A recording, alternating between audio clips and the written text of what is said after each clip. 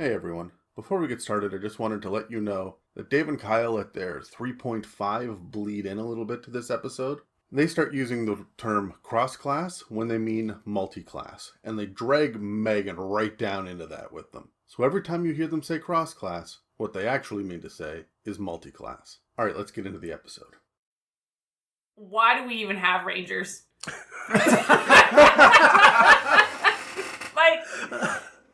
Are they support? Are they militia? Like, why? Like, what do we even have it for? I feel like it's just like this in-between class that...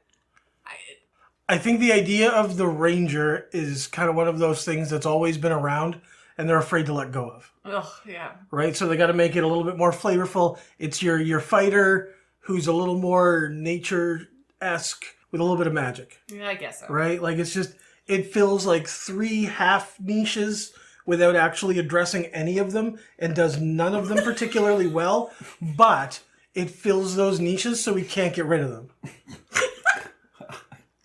I think it's just one of the most prototypical Dungeons and Dragons classes. Like, it's so just classic. But anyone can use a bow and arrow in this game. Yeah, but it's the solo but a ranger guy is way more than a bow and arrow. Yeah, it's the solo guy tramping through the forest. You know, he only has himself to look out for. You just described a druid.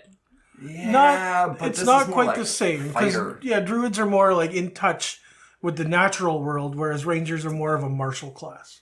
Okay. Right? Like, druids aren't running around doing that. They're casting shillelagh and summoning wolves. Fair. Right? Rangers are, although they sometimes have animal companions and such, they're still running around hitting with a sword, stabbing with daggers, shooting arrows, getting into the nitty gritty, hiding, stealthing, casting some spells. Yeah. You just described a rogue. Yes. Anyways, you're gonna have to prove to me that these are worth my time. Look, I'm really trying not to hate on these guys because I think there are some redeeming qualities. Okay, all right. Let's find out. It's a Mimic, the round table Dungeons & Dragons discussion, where you never know what you're going to get. Welcome to another episode in our conversation on classes. I'm Dave, and with me today are Kyle and Megan. And this episode is called Not a Chore Nor a Snore to Explore the Outdoors, for your Amore is the core of the forest and more, so before you roar Galore that you abhor or deplore some Lakeshore Decor, that's uncalled for, you whore, we implore evermore that you see what's in store. Furthermore, this wild core born of Gore, swords and war has a score of folklore to look for, not ignore, so let's restore our rapport or this ranger Encore. Fuck you, Adam. Yeah. Literally 37 or sounds. Yeah. That's great, though. Isn't that great? I love that. I love it. I'm pretty sure he did that just to fuck with you. And I think I nailed it. One take right there. That was I the didn't first even take. practice. Yeah. Didn't even practice. Very proud. That's right. I can read. No one said you couldn't. Yeah. I need it immortalized forever on the internet. Fair enough. Dave can read. Dave can read. All right. Can confirm. I've seen it. I'm gonna get you a shirt. Dave can read. Dave can read. I actually have a shirt that says "You can read" on it, and it's probably my favorite thing. I would be like, oh, I can't. Anyways. So we previously covered the Beastmaster Hunter and Revised Ranger from Unearthed Arcana in our first Ranger episode, which started off with a breakdown of the regular class features and level progression. In our second Ranger episode, we went over the Gloomstalker, Horizon Walker, and Monster Slayer, as well as the sections in Xanathar's Guide to Everything, which encouraged players to think about a Ranger's view of the world, homeland, and sworn enemy. And the last time we discussed Rangers, we talked about the huge overhaul in Tasha's Cauldron of Everything and the Beastmaster companions featured there. You can find these episodes as well as our other class episodes on Spotify, Apple Podcasts, and dozens of other podcast apps. Or you can jump over to YouTube and dig into the entire playlist on classes that we've built there. This episode of the It's a Mimic podcast returns with even more Rangers, covering 3 more subclasses, the Drakewarden, the Fey Wanderer, and the Swarmkeeper. These 3 kinds of builds all have very different flavors to them, and they feel very unique compared to other Rangers in 5th edition so far. But this panel of Dungeon Masters is going to see if the mechanics keep them relevant and balanced, or if they should just be left to wander alone in the wilderness and fade into memory. Well, I think we know Dave's answer. Yeah, I got a beat on this one. Before we get started, let's just confirm that we're going to assume that the base class build is the one out of the player's handbook. You can head back to episode 174 to hear about Tash's options and how they might enhance your woodsy combatant. But first, have you guys ever seen an interesting or powerful ranger played at one of your tables? And if so, what subclass and race did they pick? I don't think I've ever played at a table with a straight ranger. Yeah, not in recent memory. I tried to play a Gloomstalker when it was still a UA, but, Yeah. Dave has a thing against that. I've seen it cross-classed quite a bit. Yeah. Where they'll take it like a toe.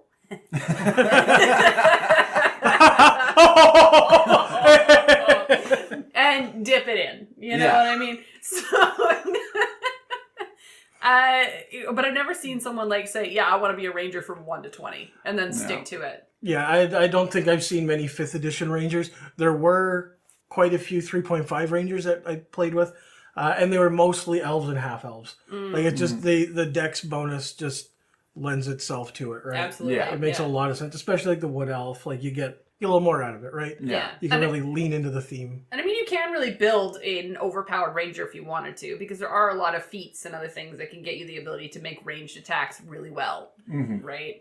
Yeah, but I mean, they're more than ranged attacks, right? There's a lot to them, and I think that's what 5th edition kind of leaned a little more into, was the spellcasting side to make them interesting. Yeah. Because, I mean, going back to previous editions, the prestige classes really made them pop. Yeah. Right? And I think that's going to be the case here. I think the base ranger left a little more to be desired, but the archetypes are really where they shine. Get a little more oomph. Exactly. Yeah. I think one of the problems is that 5th edition doesn't really lend itself hugely well to exploration, so they don't have as big of an impact as they used to.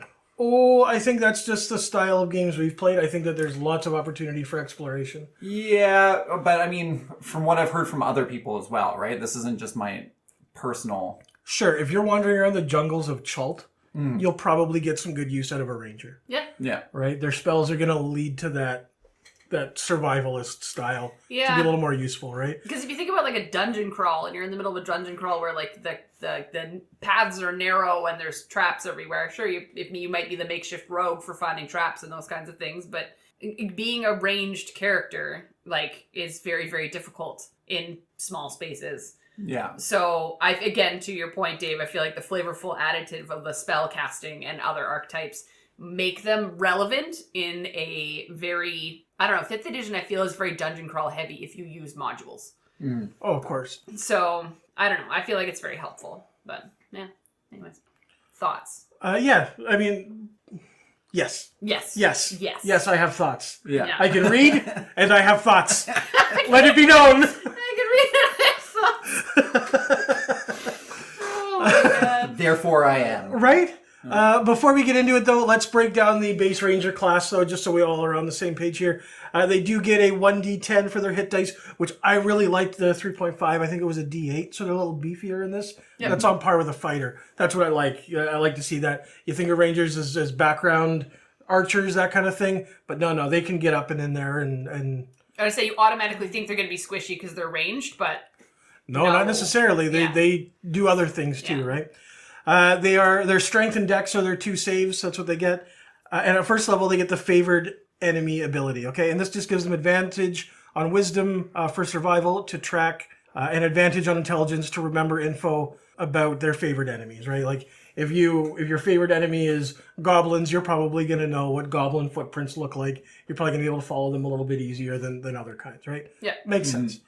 You also get to learn their language, and you do get additional favorite enemies at 6th and 14th level. So you can kind of let this evolve with your character.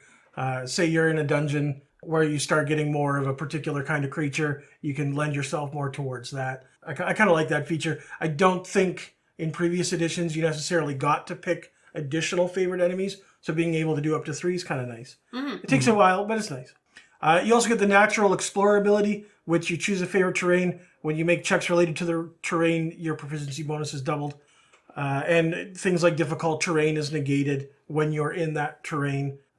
You can't become lost unless there's magic involved. Stuff like that. It just allows you to get around a little bit easier. At second level, you get a fighting style, which there are 4 of them. There's archery, which gives you a +2 to attack bonus with ranged weapons. You get defense, which is a +1 to AC if you're wearing armor. Dueling, which is +2 to a damage roll with one-handed melee weapons.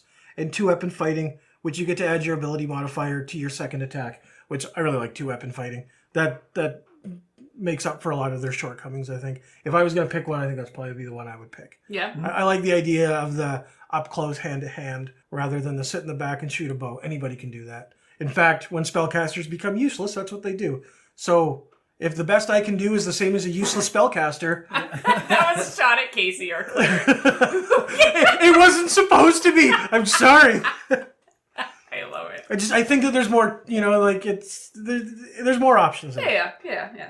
Also at second level, you get the ability to cast spells. You don't get cantrips, and the max you get is 5th level spells, and it takes a while to unlock the next level. You get stuck on 1st, 2nd, 3rd, and 4th level spells for a little while.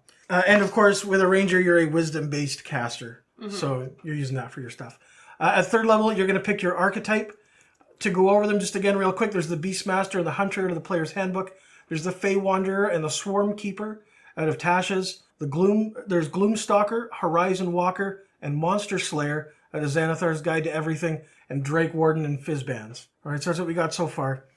And these all give boons at level 3, 7, 11, and 15. Okay?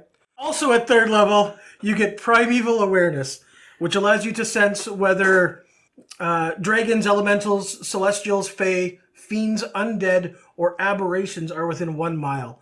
Or if you're in your favorite terrain, it's within 6 miles. It costs an action to perform this, so you can't just automatically know. You got to do it. You only get 1 per day. You get it back on a long rest. But, and I kind of like this feature, I haven't seen this in other classes, if you use a spell slot, you can regain that ability. So you can burn a slot to do that. Okay. At 4th level, you get the standard ability score increase with a feat. At 5th level, you get an extra attack. At 6th level, you get another favorite enemy, and you get another bonus to your Natural Explorer ability. At 7th level, you get another archetype ability. At 8th, you get Land Stride, which allows you to move through difficult terrain easier, and you get advantage on saves against magical plants. Think like Entangle. If you have to make a save to get through that, you get advantage on it. I got magical plants. Yeah. Right? It's very specific to plant. Yeah, the magical plants. Yeah. At level 9, you get absolutely nothing except the access to 3rd level spells. So that's kind of what you're getting there. I don't really like that you don't get an ability. It seems like it's kind of weak, a little bit lacking there. But you do get the spells, right? Yeah, and I feel like when we get into it, the subclasses are very front-loaded. Mm-hmm. So yeah, that's fair. I feel like you're not really missing out on anything by not getting anything in level 9. That's a fair assessment. They get something like every other level, too, though. Sure. I mean, There's a lot of class features. It just seems weird because you're level 9, you've reached level 9 with a character. It seems weird that you would not suddenly cross-class because all you're going to get is a 3rd level spell. When you're looking down the chart in the PHB, and it says 9th level, proficiency bonus, whatever, and then it says ability, and there's just a dash, that's wrong. You should be getting something there. Yeah, fair. Right? That's just... You're progressing. You get nothing. You should get more than 10 hit points and and 1 spell. Yeah. Right? Yeah, I mean, okay, so I currently play a sorcerer, and you don't get any class features between 6 and 14. Yeah. So I don't think it's that far off the mark if you're just missing one thing in steady... I mean, I guess I understand, but it seems like... I just feel like there should be something at every level. That in spellcasting seems kind of cheap and easy, right? I'm going to get spells anyways. There's so much you can do with a ranger. Why is it this? Right? Why do we have a blank space? I just feel like they could be more interesting because they probably need it. Not wrong. Right? Yeah. I mean, I have different opinions on what I don't like about it, but yeah, fair enough. Neither here nor there. Where is it? Over yonder. Over yonder. Left it at home. All right. At 10th level, you get another Natural Explorer enhancement and Hide in Plain Sight. This allows you to create camouflage for yourself. If you spend a minute gathering sticks and stuff, you can kind of blend into your surrounding areas. But the second you move, take an action, you lose this advantage as well. And it just gives you a +10 to your stealth check. All right, so it's neat, but a minute's a long time. And not being able to move... I feel like it's like a trap setup, or like it's something that you have time to do. That's not really a combat move. Yeah, this is I know they're coming. I'm going to spend a minute, hiding In here. preparation. And we're going to ambush the guys on the road as they're Yeah. coming through, right? Like it's... Yeah, but you can still attack. You just can't move, right? No, it's as soon as you make an action, you lose your stealth. All right. Yeah. So you just hide while the rest of the party dies. Yeah. But it takes you a minute to do it. So if you're in combat, that's 10 fucking rounds of not moving. Okay. I was sitting there watching your friend. misunderstood it. Yeah. That's what I'm saying. It's not a combat thing. This Yeah. is an out of combat thing. Well, could be. I wonder if you take an extra minute, can you help your friend hide too? So 20 rounds. In Right? combat. If you've got this ability to disguise yourself, if you're like, hey, get up against this fucking wall, I'm going to dress you up, do not fucking move until the bad guys pass, do you think maybe they get the bonus too? Maybe. Maybe? Yeah. Okay, then why is this a 10th level ranger ability? What does it say? Only on yourself, or does it say any creature or person of your choice? Self. Really? Yep. Oh. Yeah, that does seem really stupid. I would allow it. If I was a DM, I would be like, yeah, absolutely. But it would be the same thing. It would take 1 minute to do it, and that person can't move or take an action. Like, it would be the same thing. Yeah, it would be similar, but I think you should be able to fudge it a Hide little your bit. whole team. Maybe not give them the plus 10, maybe a plus 8. Yeah. Yeah. or 5 or something, right? Make Fair it enough. make it work. Yeah. Maybe- Or like -2 for every creature you're hiding. Yeah. Yeah, that's not a bad idea. I just like the idea of pumping up these a little bit and working them to be a little more in depth. Right? Fair. Party centric. Exactly. Yeah. At 11th level, you get an archetype feature. At 12th, you get another ASI bonus or a feat. At 13th level, you get access to 4th level spells. 14th level, you get another favorite enemy and the ability called Vanish, which means you get a bonus action to hide, and you cannot be magically tracked. Okay? That's cool. Yeah. Oh, sorry. You can't be tracked non-magically. They can use magic to track you, Okay. but like you, I'll they be can't like, just fuck follow you, your wizard! Yeah. right. Ah! At 15th level, you get the archetype feature again. At 16th, you get the ASI bonus and feats. 17th level, you get 5th level spells. And at 18th level, you get Feral Senses. What Feral Senses does is when you're up against an opponent you can't see, you normally have disadvantage. This would negate the disadvantage. You are able to be aware of invisible creatures that are within 30 feet. It doesn't say see, it says be aware. The feral sense, you can smell them over here, so you Yeah. don't get that Your hearing is really penalty. good, or exactly. Yeah. You can hear them walking, that kind of thing. that's actually a pretty awesome ability. I like that, but it's very, very specific. Yeah. Yeah, but I mean, you only get it when you're 15th level, which is when you're going to be fighting 18th level. 18th level? Yeah. Oh. Yeah, I mean, Right? That's high. yeah. Yeah, okay. Again, the archetypes are where you're going to get your shit. Exactly, Yeah. right? And I'm just buzzing over those, right? Yeah, Same absolutely. with the favorite enemy increase and the terrain and stuff. Yeah, right? like a favorite enemy increase is pretty cool. Yeah. Yeah. And again, the other thing I'm buzzing over is the ASIs and the feats. Honestly, as a ranger, I'm probably going to go with more feats than ability score for increase. Yeah. Yeah. Just to flavor it up that little bit more. Yeah. And you do get another run of them at level 19 as well. So that's kind of neat. Yeah. At 20th level, you get the Foe Slayer, which just allows you to add your wisdom modifier to attack or damage against your favorite enemy. And you get to pick this after your initial roll. You don't have to. You can do it before, or you can do it after. And at Yeah. this point, you would have two favorite enemies? At this point, you'd have 3. Three. Yeah. 3 total by the time you hit level 20. Yeah. Okay. Although, can't you split them? So it's like aberration, celestials, blah, blah, blah, blah. Or you can pick 2 humanoids instead. Yeah, I think so. Yeah. Interesting. So you could have up to 6 if you went all humanoids. Anyways, now that we know what the base ranger is, why don't we roll initiative to see who goes first and doing our subclasses? Yeah, sure. right. Throw it out. Let me just lean forward in this creepy chair.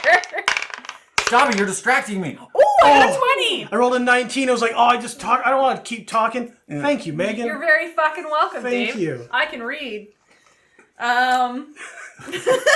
You sure can, sweetheart. Oh, okay. Proud of you. Condescending AF, but that's fine. All right, I get to talk about the Fey Wanderer, which I thought was really, cool for me. I think it's really nice. I think it's really fun. Yeah. All right, so these rangers are imbued with Fey energies. That sounds pretty accurate.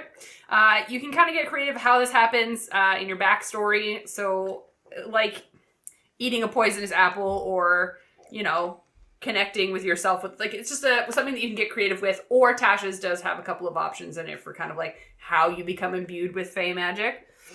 And as a Fey Wanderer, you represent both the material plane as well as the Fey realm. So you kind of can glide between the two of them is kind of the thought process, depending how high you level yourself up into it. It's kind of said that you invoke happiness and cheer for those around you. I think that when I think Fey are so fucked up, I feel like you can go in either direction with that. Yeah. I don't think you have to be happy-go-lucky. I feel like you can be a crazy, twisted, fucked up fairy person. Sad go unlucky. Yes. Yeah. That's absolutely unlucky. And you can switch on a dime. Yeah. Right? Yeah. Absolutely. I think so. Because I don't know, anytime I've ever dealt with the Fey or the Fey Wilds, it's always been a very negative experience. So, I don't know, if I was to build one that was a Fey Wanderer, I wouldn't make them a happy-go-lucky person. Or if I did, it would be because they were batshit fucking crazy. Yeah, they're happy for all the wrong reasons. 100%. Yeah. My favorite Kyle. characters. Yeah.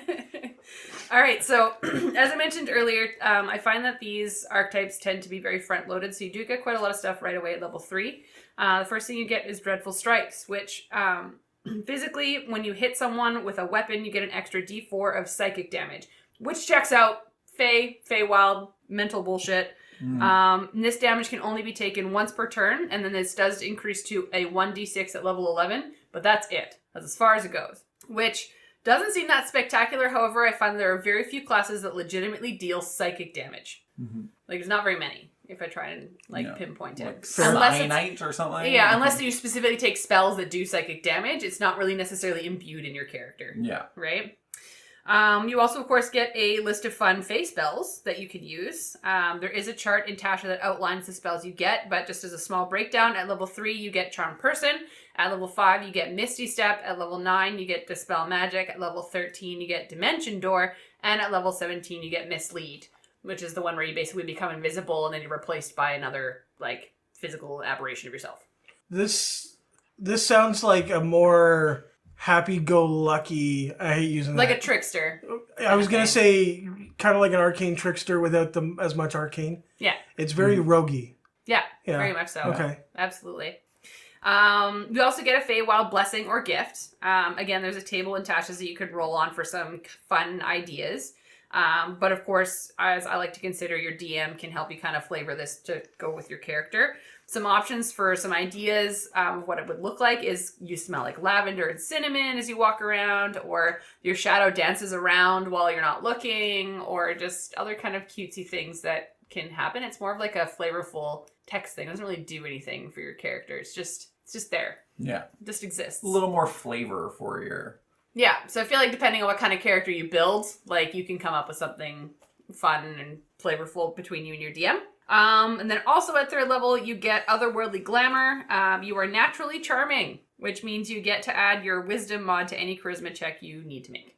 That seems like a weird stat for a ranger, which I think is what I like about it, because the Fae is giving you that side you don't normally see. Yeah. Right? All right. It's like you're leaning into bard, rogue, all of these other, you're basically leaning into one direction or the other without having to cross class. Yeah. Is how I feel it. But you're still getting the benefit of the martial class as well. Exactly. Yeah. Right. All right. And then along with this, you also gain proficiency in either deception, performance, or persuasion, which again I feel is very bard-esque. Yeah. Okay. Yeah. I think this one, it's kind of pushing you towards a face role for the ranger. Yeah. Which if you're playing in a very martial class group might be very helpful. Yeah. Or it might be a deterrent because they're trickstery and you don't want them to be the face of your group because you're going to piss people off. No, true. So I feel like this is the kind of one where you can almost accidentally lean into chaotic stupid. Yeah. I feel like that's never far off to begin with. Okay. Not with our group of folks, No. anyways, for sure. At level 7, you get Beguiling Twist. So this means that your brain is protected by Fey magic, so you have advantage on saving throws against being charmed or frightened by others. Also, if you or a creature has succeeded on a saving throw against being charmed or frightened, you can use a reaction to basically reverse Uno that shit and make them do a wisdom check, and then they are frightened or charmed of you. I like that. Yeah. Okay. I like the reverse Uno reference. Yeah. It's like, I'm sorry, you're trying to do what? No, you. No, you. Coming to my house playing those games? Yeah, absolutely not. I gotta come for your brain. Anyways, at 11th level, you gain Fey reinforcement. So basically, the Fey will come to your aid by teaching you Summon Fey. So it doesn't count against your ranger spells known, and you can cast once without expending a spell slot once per long rest, and also does not require any components. So when I looked up Summon Fey, it's pretty simple. It's a concentration spell of up to an hour. You call upon a fairy spirit that uses the Fey Spirit stat block, which is within the text, and you can basically choose how it looks. So I feel like as a DM, I would say whatever it is you summoned is probably going to be the same summon every time. That's something that I would like to do because I feel like it can be very flavorful. And then you choose its mood. And then its mood actually determines its stat block and gives a different bonus or boon. So you can choose between Fuming, Mirthful, and Tricksy. So Fuming, you get an extra attack roll. For Mirthful, it can charm people. And if you choose Tricksy, you can cast Magical Darkness. Okay. Which is a weird segue for me. Yeah. But then again, if I'm trying to think of like the fact that if you make it to this level, you have all of the Tricksy spells. So it's not like Tricksy is going to be... It has a spell that you don't have, which is casting Magical Darkness, unless you take a spell that casts Magical Darkness. But it's not within your actual built character to have that. This seems just like a Trixie, I don't know, assassin. Yeah. Only with a D10 hit die. Yeah. Yeah. It feels like it can go either way. This is a bard. This is a rogue. This is a blend of bard and rogue. This is a warlock. This is a great way to start cross-classing. Yeah. Yeah. Absolutely. Sorry, but to add to that, as for the Fey reinforcements, you can actually modify the spell so that you don't have to concentrate on it, but it will only last for a minute. So if you want it to quickly pop out for 1 minute in battle, which is 10 fucking rounds, you don't have to concentrate on it. That's useful. Yeah. Yeah. That's super great. Because it does read very much as like so if you throw it a Fuming, that basically gives you an extra attack, that's pretty good for 10 rounds. And you don't have to concentrate on it. It's just there. No, don't get me wrong, the stat block, it does have a dice pool, so if it does get hit, it could die within those 10 rounds. But like I feel like that's pretty dope. Okay. At 15th level, and finally, you do get your Misty Wanderer. So basically, you are a planeswalker in my brain, because you can shift between your current plane and the Fey plane. Just specifically those two? Yes. So wherever you are now, and then the Fey Wilds, basically. And you can Misty Step without expending a spell slot, and you can bring someone with you. Ooh, a friend. Yeah, and you can do this up to your wisdom modifier per long rest. So if you wanted to drag your team into the Feywild because you're about to die due to a big bad evil guy, and you've got like 3 or 4 people on your team, wisdom modifier is 3 or 4, you just... Nightcrawler bamf everybody out, and you just say, okay, we're fucking out of here, right? All right. And then into the new nightmare, that is the Feywild. That is the Feywild, absolutely. Nothing ever goes bad in the Feywild. Again, every time I've ever been in the Feywild, it's been a fucking nightmare. But I actually do like how flavorful and how cute this is. But again, it does feel like you could do this with other types of builds and other types of characters. But because you are a ranger, I think it just becomes a very different flavor. Yeah. Because you are now a martial class. You're not necessarily a warlock or a druid or what have you. Mm-hmm. You are legitimately built to deal damage, but for some reason you are now the face of the group every once in a while. And you're also a really good support as well, right? Yeah. Adding your ability to just charm someone else if someone succeeds a throw. Yeah. It doesn't even matter who does it. It's not even that. It's the ability to go to your friend who's downed, teleport somewhere else, heal them, and then go back. Yeah. Yeah. Right? Like, that's invaluable.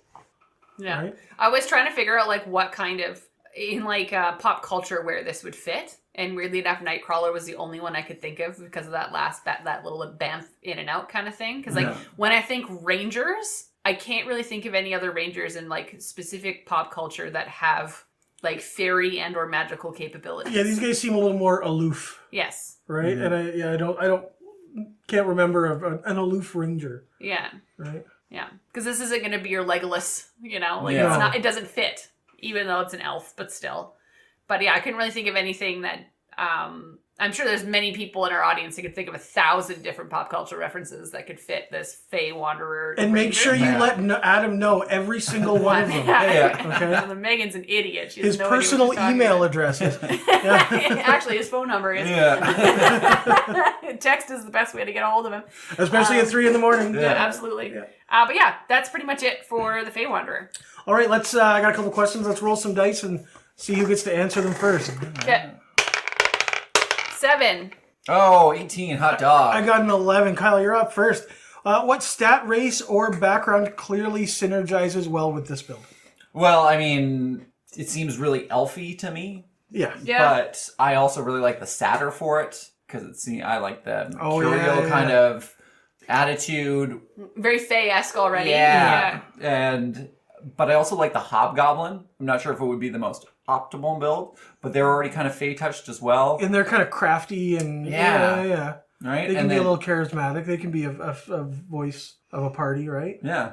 So I thought they were really fun. For backgrounds, I think Noble would be my number one. Noble. Yeah, because I like it for, the face of a party, and I think it would be kind of fun, like you were kidnapped as a kid from your rich parents, and then you were returned later, or some sort of thing. I just feel like you would know the ins and outs of any sort of social situation you go to.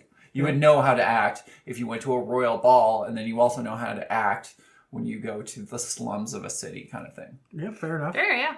I like that. You know, I really, with these guys, I get the feeling that these are going to cross-class very well with a rogue. Yeah. Right? Yeah. If I'm going to play one of these, I'm probably not going to play purely one of these. I'm not going to see it all the way through. I'm probably going to start with a rogue, and then once I realize that I'm probably a little more frontline fightery, get that extra D10 hit die in there, get a couple of these extra abilities, and really spice it up a little bit. I think it really just blends well together with an assassin. I think you could, as neat and Fey-esque as these are, I think you could probably be a little shadowy with them too, Yeah. right? I think there's both ends of the spectrum on that one. Yeah, absolutely. I was thinking, because I was going the same lines of trying to do something more Fey-esque, so I was thinking like a Furbolg would be a lot of fun with this. And then I would like cross-class it with like a Battle Master fighter, just to make it extra more like fighty, and so you would never expect that they're going to be like this charming idiot that's going to get into your brain. Yeah. Yeah. I like Bard for it too, cross-classing into Bard. Honestly, and Megan, you mentioned before Warlock. I think we nailed it. I think that the cross-class side of this is where the success is. Yeah. Right? Yeah, because again, like this, you only get benefits in this class up to level 15. And to be honest with you, the ability to bamf in and out is not, so the level 15 isn't necessarily, in my mind, overly useful to do 15 points in a Fey Wanderer. I mean, if you're a part arcane trickster, don't you get the ability to magically move? Between planes and X, Y, Well, Z, like or- Misty Step without? I believe so. Maybe not arcane trickster, but there's a Misty Step in the like you can get it from somewhere else. Is what I'm getting. Well, at. because you already get Misty Step early on. It just isn't between Free. planes. Okay. And it's not free. You just you learn it as a spell. It's in your spell, so you can Misty Step. Okay. Yeah. For taking this at level 3. So you get a bunch. Again, it's very front loaded. That 15th level though, like being able to go to that other plane and take someone with you, heal them up, and get back in time to, keep going it's incredible. Yeah. But Especially if you're going back to the Feywild when time doesn't necessarily work in a linear fashion. Yeah. What will that do to the encounter that you're a part of? Oh. Right? Like, I'm not sure I would maybe think about that too much if I was a player, but as a DM, I'm all over that. Absolutely. Counting what's happening. Oh, right you out all right? there. All of a sudden you come back. It's only been around, Sorry, but there's no one there. Is that thing in action or a bonus action? I believe it is an action. So if you wanted to teleport, heal, and then teleport back, that's 3 full rounds. It's going to take you to heal that guy up and bring him back. 18 seconds. Maybe that's 18 minutes. Maybe you come back and the battle's over. The barbarian's dead on the floor. The wizard is ripped in two. The city has fallen. Now what? I love it. Yeah. A lot you can do with this. Yep.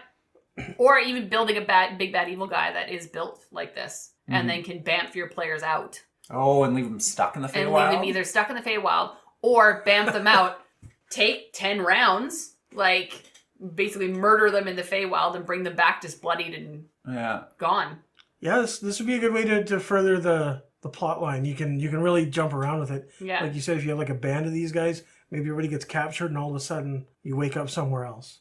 Interesting. Mm-hmm. I like this. Indeed. Yes. Yes. The more we talk, the more I like. Yeah. Kyle, in your opinion, what are the strengths of this class when it comes to role playing? Honestly, all of it. Yeah. I think the whole class lends itself to role playing. I mean, it's an excellent face. It's got it gets proficiency in a bunch of skills that you can use for it, and it also just seems super fun to do the super happy-go-lucky 1 second and then murderously angry the next. Yeah. Right? When you know your party knows you're about to go into a sensitive dialogue, you can just imagine me like, no, hold, stay back here. Yeah. Don't let him say anything. Keep his mouth shut. Yeah. Yeah. They're just waiting for it. Yeah. Yeah, you're right. I think this really does lend itself to the role play part of the game. Like when you look at the 3 pillars, the role play pillar is what I think this is geared towards. This is extra flavor. This allows you to kind of flesh out your character a little bit better. It gives you a more defined sense of who your character is as opposed to your standard ranger. You think a ranger, you think forests, you think climbing trees, you think bows and arrows. That's not what I think with this. But you're still a ranger, and I like that. Yeah. All right. Absolutely. And I would say, like, when you look at it, there's nothing that feels overpowered. Because I feel like you have to be a very smart player to take advantage of all that you have that's offered here. Like, I would not play this as a beginner player. And that's only just because, again, the role playing is very strong, and you have to have a lot of conscious knowledge of how social interactions happen in D&D. And what is usable out of combat, what's usable within combat, how long things take. Like, there's a lot to take into consideration when using the abilities that are here. So I don't think it's overpowered, but I also just feel like you need to be able... Like, it's one of those ones that I will forget 90% of what I have if I was a new player. Yeah. Yeah, that's fair. I've been pitching the whole cross-class side of it. If you're a new player, that's going to be overwhelming. Exactly. Yeah. So I don't think this is your... If you want to, absolutely, if it like piqued your interest, absolutely dig into it. But it's one of those ones that would take a lot of research to be able to utilize and play well in a campaign, I think. And not be just the dick. Yeah. Yeah. Any potential oversights or mechanical imbalances? Yeah, the 7th level ability is too... I don't think it's worded well enough. I mean, obviously it would depend on how often your DM and your party uses charmed or frightened spells, but it has no limits on how many times you can use it. It doesn't specify that it has to be a friendly party member that gets tempted to be charmed or frightened. So you can just do it in a loop. It just says whenever someone... Well, you have to use it as a reaction. So if you're in battle, you can only use it once per round. Oh, okay. I missed that part. Yeah. So it's basically like your reaction to someone doing it to you is doing it back to them. Yeah. So, but if you're out of combat and you're not tracking reactions, technically, you could use it whenever the hell you want. Yeah. But even if it's... So I cast charm on... Or a charm person on a creature that I'm fighting. They pass the save so that I can just do it to another creature that's within 120 feet of it. So you can effectively, potentially, cast it twice on any of your turns. What? Right? So let's say you get charm person at 3rd level. So I cast it. Okay, so yes, because you are casting it on your turn. Yeah. And then if it tries to cast... Yes. If they succeed, then I can use my reaction right away to move it to another creature. So by doing it 2 different ways, you're getting the same effect twice in the same round? Yeah. And then you could use it in another round. Yeah. Sure, I can see why that might be overpowered, but I also think that might be the joy of the class. Yeah, true. Yeah. Right? If you're going to go up against something that you know has a frightened effect, like something that's got a layer action that's going to be frightened as soon as you get in front of it, like a dragon. Yeah. Right? With a frightful presence. Maybe this is what you want for that, right? Maybe this is the character you're going to tailor make to get that to happen. Yeah. Right? Absolutely. All right. Look, I genuinely think that the Ranger is probably, at its core, one of the most... I don't want to say it's bad, but it's not the most interesting of the base classes. This really changes that. And I think that maybe things that might seem a little overpowered just actually give this a little bit more meaning and make it a little bit more interesting. So I think it's okay. You know, I don't think there's anything too wrong with it. No. Okay, so my biggest issue with the Ranger class is that I feel like no matter what subclass you pick, you're always playing the same basic Ranger. There's so many class features that you have, and then there's only 4 subclass features you get. You get 2 level 3s, 1 level 7, and then a level 15. Technically, Fey Wanderer gets 1, 2, 3, 4. Yeah. At level 3. Oh. Don't get me wrong, the 4th one is just a little flavor. That's the one where you can get smell like cinnamon if you want to. Oh, yeah. But it's in there. It's in there, but it's still, like, you Look, don't... with the right creative character, that can be powerful. It's true. Yeah, I guess. I don't know. That's the thing that bugs me most about it, is that I don't feel like there is enough flavor in each individual subclass. Sure. It really targets a particular niche. Yeah. Like, that's what it is, right? Yeah. Yeah. I want to be a fairy. That is what this one is. With a bow. Yeah. I would like to attack you as a fairy.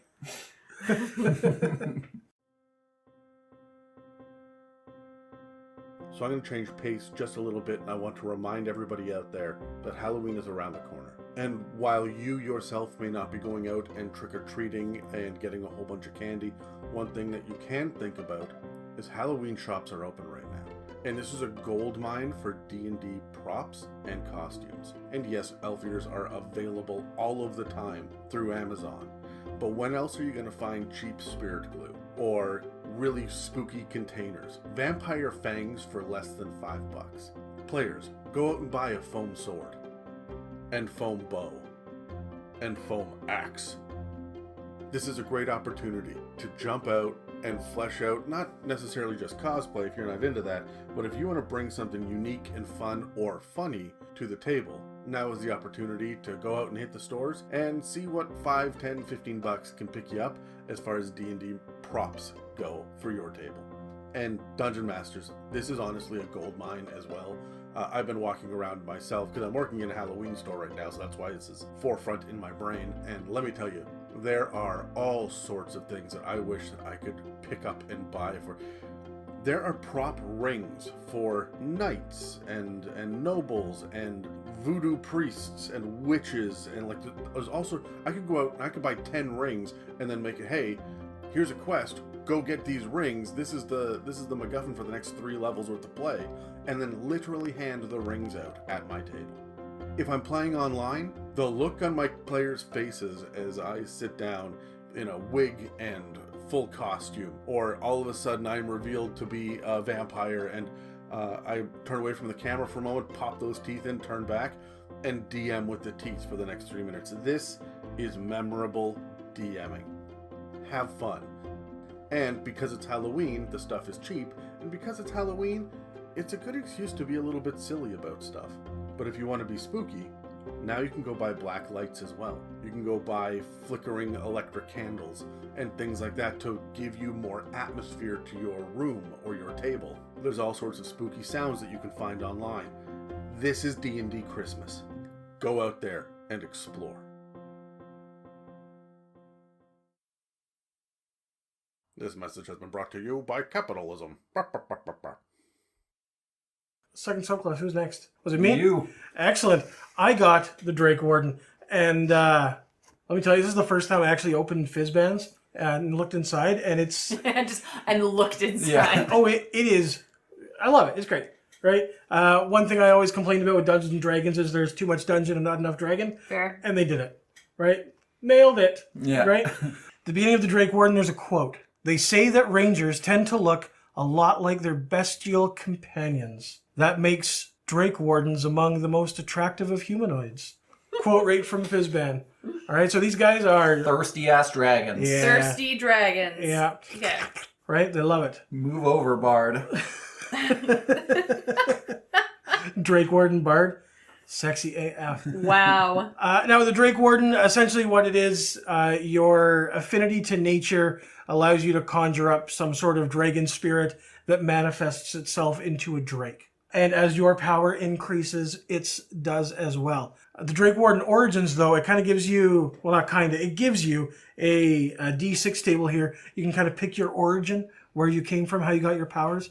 Just to pick a couple, a secret order of rangers who collect and guard draconic lore taught you their ways. You ingested a few drops of dragon blood, forever infusing your nature magic with draconic power. Or you had a vivid dream of a mysterious figure accompanied by 7 yellow canaries who warned you of impending doom. When you awoke, your Drake was there watching you.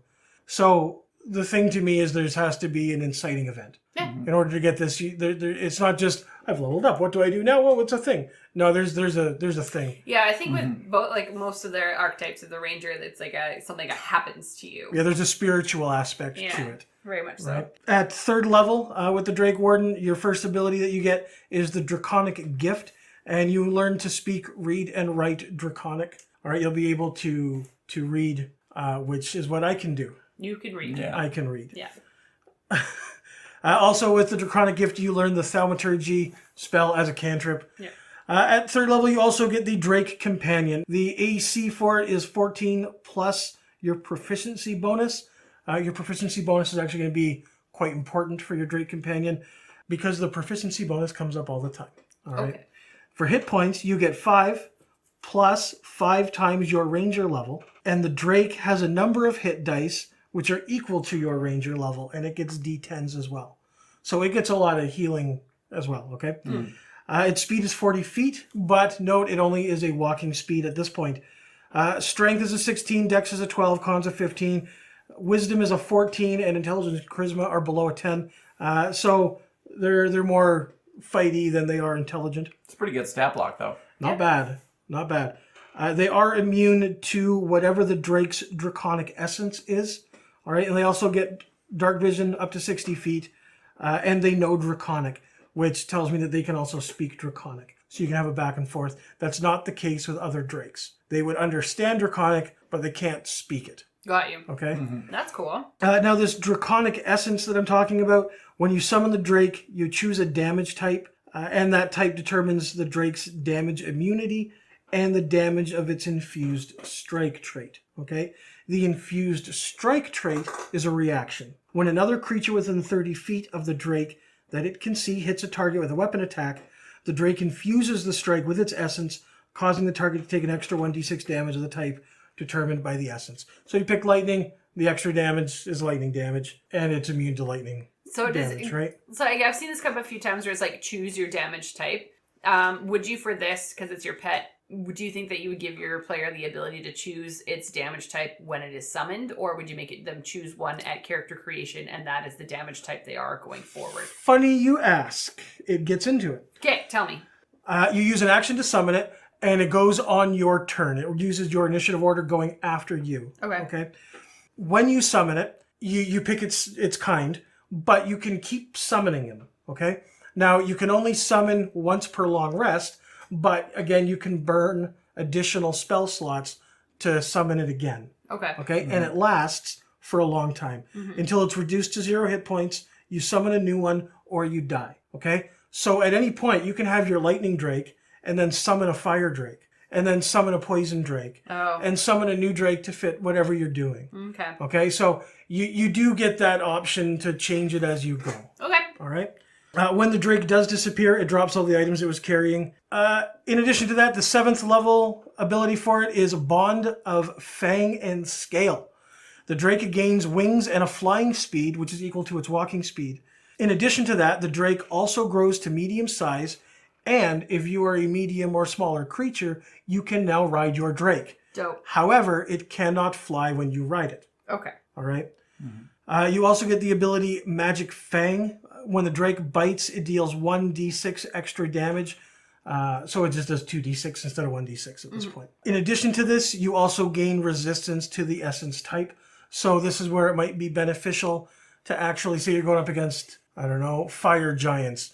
So maybe you summon the Drake so that you're actually taking less fire damage as opposed, because now your Drake's going to be doing fire damage, so it won't be as effective, but you can use it defensively to gain resistance to the type you're up against. Does that make sense? Yeah. Yeah.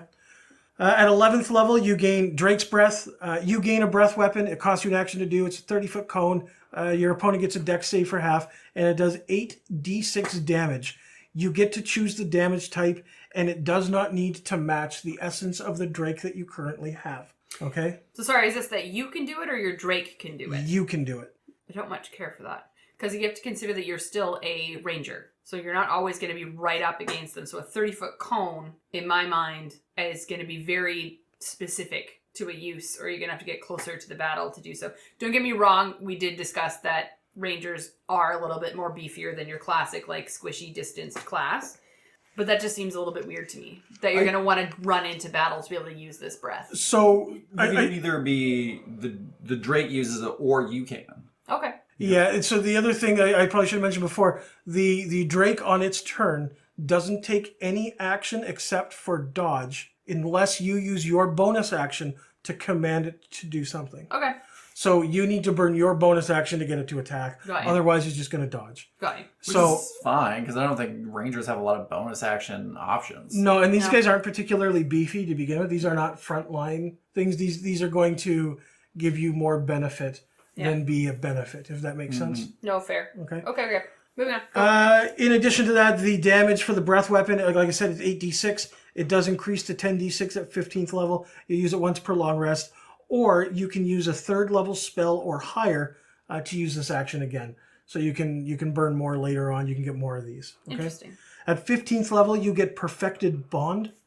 All right, which gives you an empowered bite. The Drake's bite deals an extra 1d6 damage, so now we're up to 3d6 damage for the bite. The Drake also now moves to large size and can fly while you're mounting it. So this is at level 15 here. This is where you get to fly around on your large Drake. That's pretty cool. Dope capstone. It's kind of neat, yeah. Yeah. You also get Reflexive Resistance. When you or your Drake take damage, you can use your reaction to give resistance for that hit, but you must be within 30 feet. Okay. Okay? And you can also use that an amount equal to your proficiency modifier, and you regain them after a long rest. And that's really what the Dragonwarden has. All right? Or Drakewarden. See, I would have to disagree with you guys. I do think it's a frontline fighter. Like, you have a mount built in that would take a lance and then fuck them up. You could... Yes, the problem I have with it is the bonus action to command it. But you're right, that's what it plays into. This is for mounted combat. You're going to be riding your Drake into battle against horses. If you guys do mounted combat, this is probably where it's at. Yeah. That's not something we've done particularly any of, really. No, really. We had wooden donkeys. Yeah. Wow. They were animated. They had wheels and they rolled around as you commanded them. Very They're cute. wonderful. Love that for you guys. But I like the companion Drake. It's actually kind of powerful. Have you guys looked at any of the other Drakes? Like, there's no Drake in the monster manual. I think they come up in the Horde of the Dragon Queen. Yeah. In that one. They've got the Guard Drake, which is the AC is about the same. Their stats are pretty similar. They're a little stronger. They don't get saves or immunities. They do get resistance to lightning. Their dark vision and passive perception are about the same. They are a CR2, which, again, your Drake companion doesn't have a CR. It increases with you, right? Yeah. And the bite is 1d8 plus 3, so it's a little different than just the 1d6. And it also gets a tail attack. The other kind of Drake is the Ambush Drake, which the AC is 13, so a little bit lower. The hit points are a little bit lower as well, as are all of the stats. All of the ability scores are the lowest of the bunch. They do get resistance to lightning, and they're a half a CR, so they get a +4 to hit and a 1d6 plus 1 piercing. The cool things about the Ambush Drakes is they do get pack tactics, so you get advantage if there's allies within 5 feet. And they do an extra 2d6 damage during a surprise round. So they can get a little bit more if they can get the jump on you, hence the Ambush Drake. Yeah, that makes sense. That's really all there is for the Drakes, though, I found. I'm not sure I would use the Guard Drake or the Ambush Drake as a companion unless my players really wanted to. If they saw something in there that, if we were going to be maybe cross-classing and be a little more sneaky, maybe I'd want to throw the Ambush thing in here and adjust it so that I could work that into the Drake companion. Which is why I'm bringing up the extra Drakes, right? Because they're not part of this. I think that there's probably some ability to mix and mash and make it work. You right? work with your DM to find something fun and creative or flavorful to kind of match what's happening in the campaign. Look, it's called a Drakewarden. Yeah. It shouldn't be limited to just the one thing. Yeah. Absolutely. Right? That's one of the biggest things with Rangers is, as a DM, I think if you open it up a little bit, you're going to get a lot more out of it as a player. Right? But yeah, let's roll some dice. I got some questions for you guys about these guys. I hit you. a 16. You hit me, and it went back I to got a a 6. 16. Oh, I also got a 6. Okay. Roll off, Megan. Let's do it. I got a. Oh, fuck you and your 20. A natural 20.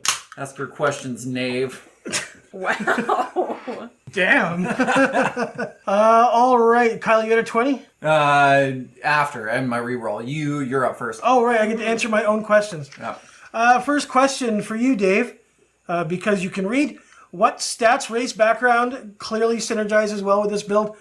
I mean, probably I like the idea of a paladin. I think I would probably cross this with a paladin and then give them lots of armor and have them ride a drake into battle. I think that would just be badass. Yeah. Right? Just like your holy friggin' charge. And like, it's just everything about that just seems interesting to me. I would even maybe spruce it up a little bit and allow, if you're doing paladin, maybe allow you to add other kinds of damage, like maybe radiant damage for the paladin. Maybe I'd let that happen. We could make something work on that, just to kind of stick to the theme. Kind of make that pop a little bit. That'd be cute. Yeah, Kyle? It's a terrifying mental image. Like a fully armored person mounted on the back of like a half dragon, just charging you down. Yeah. Because again, like these guys, they drop everything once they go away. So there's nothing saying you can't give them barding. You can't, give them armor spikes and shit. Yeah. Yeah, that's true. Right? You could beef up your Drake pretty easily. Yeah. It'd be expensive, but I mean, could be worthwhile. Yeah, fuck it. Yeah. Yeah. I mean, yeah, it already ranks up with your proficiency bonus for its AC. So I think you start out, you'd have a +3 bonus. So it's already a 17 AC too. Oh yeah, like it's hard to hit. Like it's just, you could make that just go crazy, right? I like it. So for races, I mean, Dragonborn is pretty obvious here. I think it kind of alludes to it too in Fizzbands. It would be really easy to make one with the origins. Yeah. Of course. But I do really like the Githyanki, Kalashtar, Genasi, or Asamar, like the ones that are kind of half in this world, half in another one. Because I mean, it even says, you have a dream where this Drake just appears for you.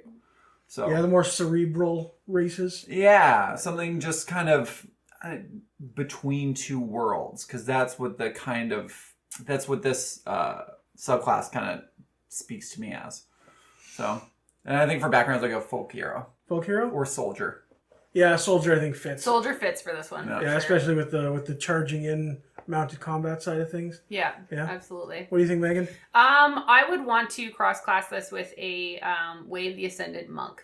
Okay. Double down on the dragons. On the dragons. So that not only can you summon a dragon, but eventually you can become a dragon yourself, or you have your own flying speed. I think at like level 6 or level 10 or something like that, you get your own flying speed if you are a monk. So you can just fly around with your little Your little guy? with your little dude. With your little dude? Yeah. Talking about my best friend. Yeah, basically, right? I would just worry about doubling up on things like the breath weapon at that point. But then you could do the breath weapon, and then your dragon can Then do it the can, breath yeah. weapon. Yeah. Drake, not dragon. Sorry, Drake. Yes, Can there do is- the breath weapon. And that breath weapon is fucking crazy. 8d6? It's a fireball. Yeah, the monks. Oh, yeah. When I was reading it, I was like, "This is what made me think of it," because the Way of the Ascended Dragon monks one is like, I think it's like 2d6. Like it's very minimal. It's not Yeah. a lot of damage. Peanuts. Yeah, it's like peanuts in comparison. So I would be like, you use your breath weapon, and then it just like one ups the fuck out of you Yeah. at the next like, turn. Like, The other neat thing I noticed about the breath weapon in this is it specifically says in a cone, depending on doesn't matter what type of damage it is. So some damages that would normally be a line of damage, in this case it wouldn't be. It Yeah. would be the cone. So you can do a cone of lightning. I was gonna say, instead of your line of lightning, it's just a Like- cone of like an electric field. That's crazy. That's like the pretty dope. visual of that is just, it's Yeah, something else. You don't get that in other Yeah. places, right? very fair. I picture like a cyclone of lightning. Ooh. Yeah. Oh, that's- Okay, all right. All right. Okay, fair, All right. fair, fair. Okay, yeah. Okay. It's an upwards cone instead of like a forwards cone. Is that what you're? called a tornado. Sorry. My bad. Lightning tornado. Oh, man. All right, in my opinion, what are the strengths of the class and when it comes to role-playing this class? I mean, if you are in a dragon campaign, this is what you're doing. I mean, Dan and Brad always talked about their dragon campaign, running around looking for dragons. It speaks right to it. If you're going to be doing Horde of the Dragon Queen, I mean, it's got additional drakes in that book. This is what it lends it to. It's the dragon flavor. Go into it. Yeah. Right? It's straightforward. It's right there. Yeah. Yeah. I think I would have to agree with you a lot. I think in a dragon heavy campaign, it would be awesome because there's some great story potential in developing a relationship with dragons and how you would react to them as this class as well. Yeah. Yeah, and I like that it's not the typical master-servant dragon. Yeah. Right? There's a little more nuance to it there. You're more equal. It's your friendo. Yeah. You're bonded in spirit. Exactly. Yeah, you're good. You're buds. Yeah. Yeah, you're buddy cop. Homies. Homies, shall we say. Pals. Paladins, pals. I would say when it comes to role-playing this, I've said this before, when dragons have been used on a regular basis, I know that these are drakes, they're not necessarily the same, but I would almost feel like I would love to tie this into like a specific type of dragon that gave you this capability. And the reason why I say that is because it makes it easier to decide how to roleplay your character, because you can roleplay your character based on the dragon type that you have chosen. All right. So we have many episodes on dragons and how they act, how they operate, how their layers work, those kinds of things. And you can take a lot from those dragons' personalities and utilize them within your roleplay style. So like if you choose a green dragon versus a silver dragon or what have you. And that's why I do like to choose what kind of damage your characters are resistant to or can use for their breath weapons right away, just to kind of give you, or what their base is and what their go-to is, even if you have the ability to switch it, because I feel like you can pull a lot of personality from dragons. Mm-hmm. And I think that this, you would want to lean into that with this. If you're having trouble trying to figure out how to play your character, read about dragons. Pick a dragon and pull your personality from there. All right, cool. I like that. I like it as well. Yeah. Any potential oversights or mechanical imbalances? No, I think this one's actually pretty good. I think this one is balanced quite well. I wish I would be able to fly on my Drake well mounted before 15th level, but I mean, you don't really need it. That is a late game ability. You're not going to be a level 7 riding a dragon. Come on, guys. Yeah. Right? Whee! And if you are, something has probably gone very bad. Yeah, congratulations, you are getting trapped. I mean, technically, you can ride the dragon at 7th level. Just Well, you can fly with it. Yeah, but the whole like, oh, I want to fly on dragons, like that's you're gonna get halfway there right at the end of the game. Okay, like, Daenerys, we're not quite there yet. Yeah. Right, It takes her at least 3 seasons to get there. Oh God, at least. At least. Ugh. Ugh. Hate it so much. Other than that, I think that these guys are pretty well balanced. Like they make a lot of sense in the Dungeons and Dragons world. And again, I've said it before: too much dungeon, not enough dragon.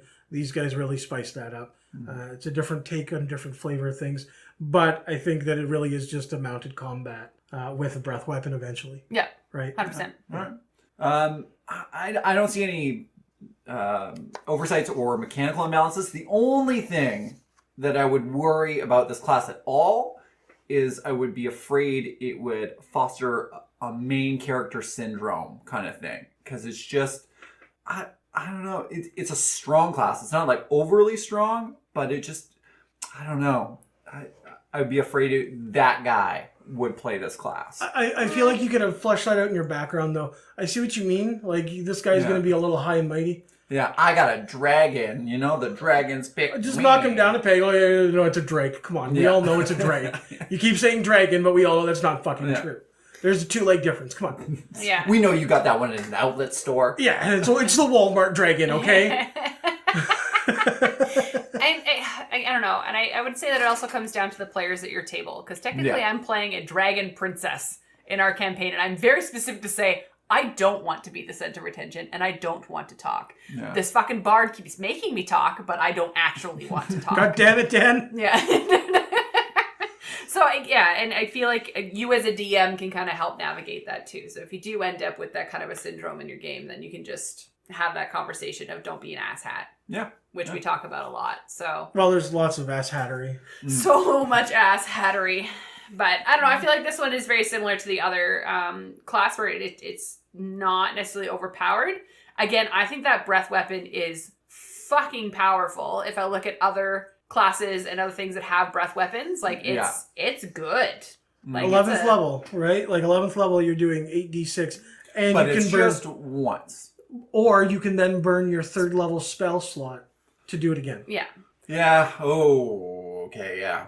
But don't get me wrong, you don't have a lot of spell slots as a No, ranger. but once you hit level 20, you can use any spell slot of 3rd level or higher. That's true. Okay? So not only are you doing it once, but you can do it, I'm not sure whether, I didn't look at the number, but multiple times, right? You're dropping fireballs every round. Easily. Yeah, you're basically a dragon wizard. But again, like it's 30 feet, so you still have to be close to whatever it is that you're doing. I think the benefit of this is, does it hit friendlies? Or is it... It's a cone. It's Yeah, a it's cone, a so cone. yes, it will. Yeah. But anyways, I think that that's one that's going to have to be navigated a little bit because you're playing the ranger. Technically, I feel like you're probably going to be in a campaign with players that are close combat characters because you are the ranger. So a lot of people think that I'm going to do a ranger because I've got a fighting paladin or a fighter or a barbarian in my team and we really need someone to stay at a distance. But now I'm going to choose this Drake motherfucker that has to be 30 feet to use this cone attack. So great. And fuck all y'all who are close combat characters.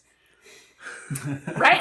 It's just the breath weapon I think is going to be hard to navigate for the player and for the DM. Therefore, I feel like it's slightly still balanced. I think if you go with the archery side of things, yes. If you go with the 2-weapon fighting, though, not so much. I think it's easier. I think this leads itself to either mounted combat or 2-weapon fighting. Yeah. Right? Okay. Get right up in there, have this ability, let him eat shit. You've got resistance to a damage type that you pick, right? Like you get to do your breath weapon. It's all, Yeah. Fair. Yeah, all right. Anyways, balanced because there's good to it, there's bad to it. So. Yep. Mm-hmm. All right. Hey everyone, if you just can't get enough of the It's a Mimic podcast and want to join the conversation, fear not. You can also find us on Instagram, Facebook, or at r/It's a Mimic on Reddit. I always have fucking trouble with r/It's a Mimic. Fuck you, Reddit. Or at r/It's a Mimic on Reddit. We also love getting questions and feedback from your folks, so please feel free to hit us up at info@itsamimic.com with any questions you want to hear on our quarterly mailbag episodes. And remember, no question is too taboo or off limits. Or at least I don't think they are. They don't actually trust me enough to look at the questions that we get asked. We also rely on positive reviews and word of mouth to get the news of the podcast out there to the community, because most of us are antisocial nerds who think strangers are scary. And last but not least, if you're feeling generous, we also have a donate button and store on our website at itsamimic.com. I think even people I know are kind of scary. Yeah, I don't know. I have a high charisma, so Yeah. yeah. I avoid talking to Do you? people. Shut up, my guy. I'm a good Obviously, your person. wisdom's low too. I was told that my laugh gives people life, so Huh? Please laugh. give me life. The quote from Tasha is, I love insects. Organized, relentless, specialized champions, and aligning their single-minded will with your own, beautiful. Just keep them out of my lap. So the Swarm Master is basically the result of what would happen if that weird kid who ate bugs in elementary school took his obsession to the next level and grew up to be an adventurer. These rangers reach out through their mystical bond with the earth and become one with a swarm of nature spirits. I was just saying, you just described Dave. Yeah. Yes.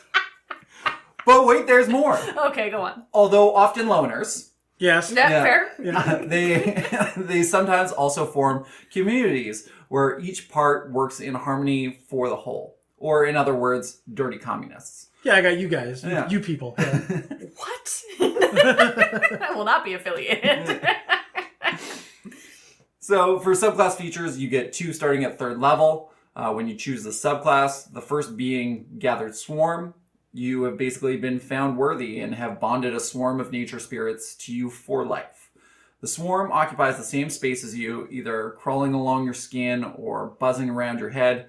Tasha's gives you several options of what the swarm could look like, but the ultimate choice is up to you and your DM for what would work best for your character. So it's like, oh, good. The cockroaches have thought I'm worthy of them. Yeah. Hooray! Yay!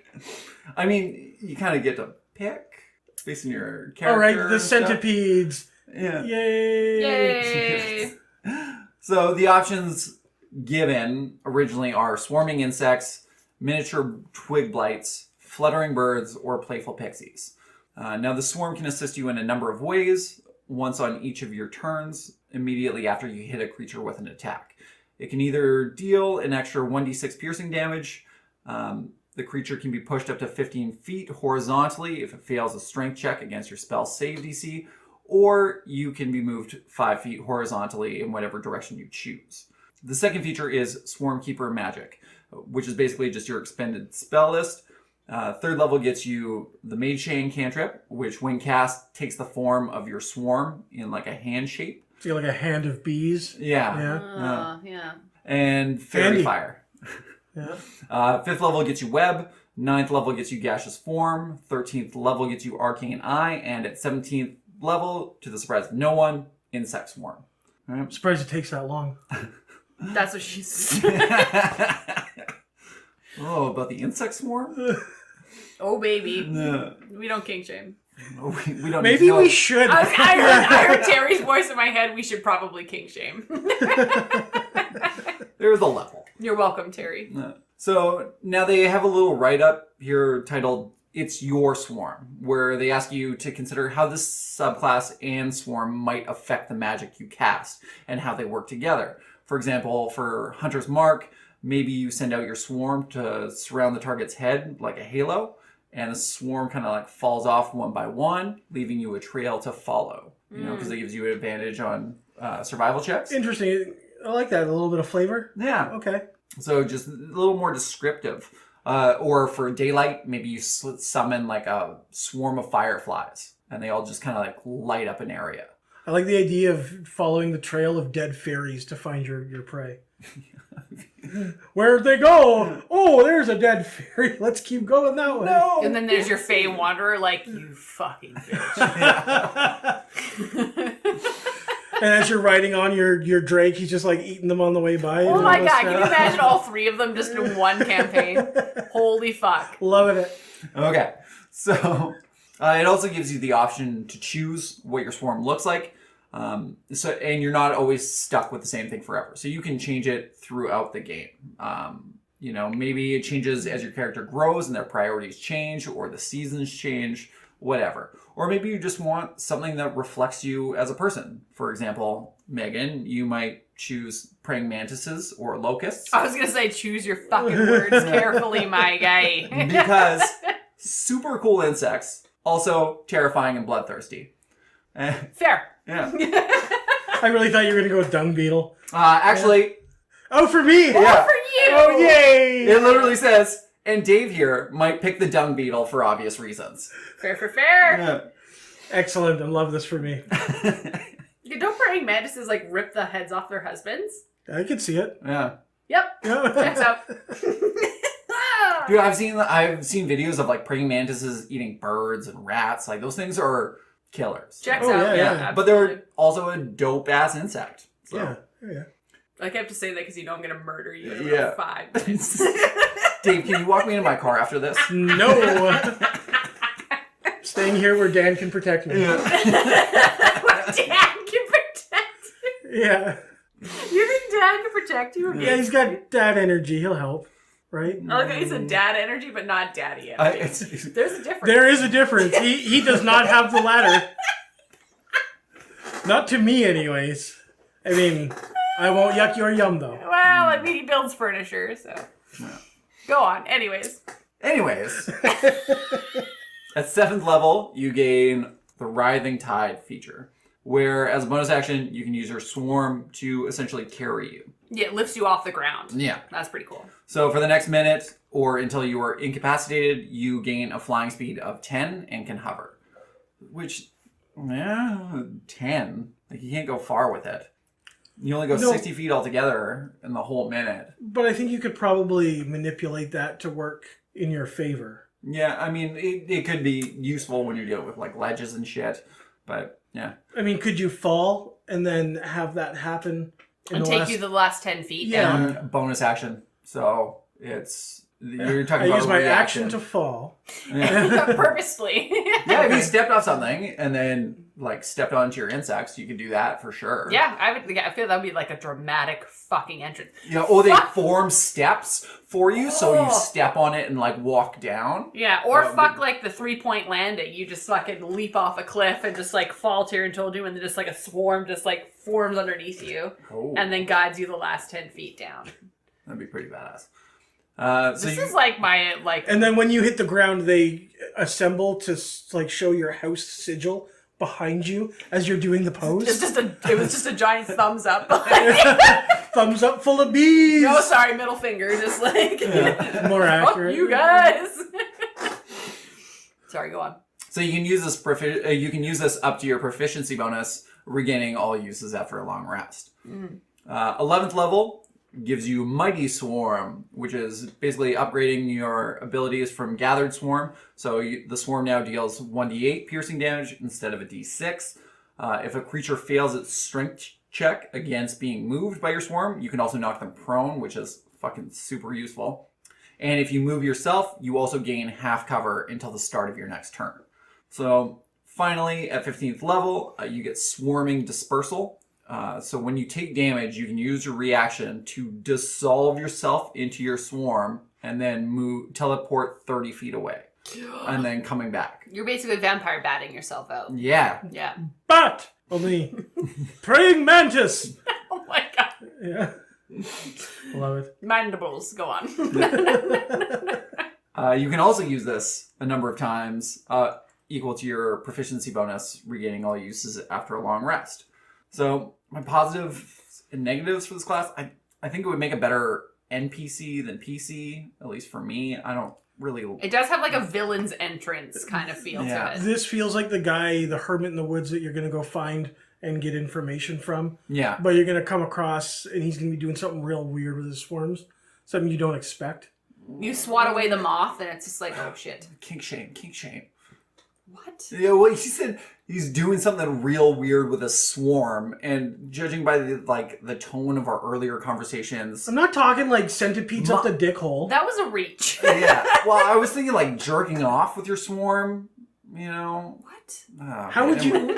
What kind of swarm do you It have? can move people 15 feet. I'm sure it can move foreskin. Okay, so I said we don't kink shame, but I think I've reached my point. Maybe we should. Yeah. Anyways, cut that. Agreed. I'm not going to yuck your yuck. Yeah. Okay, but I also think this would make a good pacifist character if you reflavored the skills a little bit. Yeah. So instead of dealing damage every time you do a hit, it heals one of your friendlies for 1d6. Or, you could also make your swarm impose disadvantage on an enemy creature by just buzzing in their face and throwing off their concentration. I do love the customizability of the subclass, and it also gives me really strong Candyman vibes. Oh, naturally. Oh, yeah. Like, I'm pretty sure that's where... I didn't even think of that. Well done. Okay. Creepy. Yeah. All right. Creepy. You guys want to roll some dice and answer some questions? No, thanks. All right, Kyle, I'll roll for you. 18. 17. Oh, nat 20. Oh, wow. Going last with a 17. Look it. Love that for you. Kyle, what stat raised background clearly synergizes well with this building? I really like the small races for it. So, kobolds, goblins, fairies, You said kobold, Megan's in. Yeah, I was like, I wrote down kobolds. Yeah. I just imagine that you have that already written in most of these. In all caps, bolded in Comic Sans. Yeah. Nobody uses Comic Sans. Come on. Apparently. I do when I'm being serious. Yeah. To whom it may concern. When I need to send a message, Sans Comic. Sans Comic. I'd play a goblin, though. That is the one I'd go for. Probably with the Outlander, hermit, Phalos, or urchin. Probably urchin background. Yeah, urchin or hermit, I think. Yeah. But if I was going to reflavor it to be a pacifist, I would go hobgoblin. You loving the hobgoblins today. I do. I only really recently discovered it, but it is... I think it might be the best, like, race out of all of them. They have so many abilities, and it's just ridiculous. Anyways, that's I like that. That's good. Yeah, they're good. Megan, what you got? I was gonna say kobold, but then I was gonna say the background criminal for this one because I do feel that this is a very evil style character. Like, I don't know, I would be floating in my swarm all the time if I could, and I don't know. I also like the idea of a little kobold sitting there with his little bugs. Yeah. His little terrarium. And you're like, how cute is that? And he's like, isn't it? And then like, whoosh! You think that's cute? Check out this. Look at this thing that I can do. Like, just totally oblivious to how badass it looks. Yeah. It's just like, yeah, it's just like my swarm. It's just my peeps. Like, it just sounds so cute and so innocent. But really, he's just like, nah, like, I use this for fucking evil. Yeah. I'm thinking of that, the Simpsons episode where Homer gets a monkey and he gets Mojo to go rob like the donut place and shit. Yeah. Yeah. Yeah. No, for these guys, I like the idea of just elves, wood elves especially. I'm thinking like a Batman-esque story. Perhaps while as a child, this wood elf was out wandering around through the woods and he fell through a hole in the ground. Instead of being attacked by bats and becoming Batman, he got attacked by swarms of something and, became more in tune with that and decided that he liked it and then became that weird guy and just never really went away from it. Was always kind of shunned from others afterwards. Like just kind of on the outskirts. He very well should be. Because you had mentioned dung beetles for Dave, all I can imagine is someone being attacked by a million dung beetles and then you become the dung beetle yourself. As a wood elf. Become the shit in a shit sandwich. Yeah. I love it. I think that you get your like nature outcast wood elf. I think that's a really, really good flavor fit on these guys.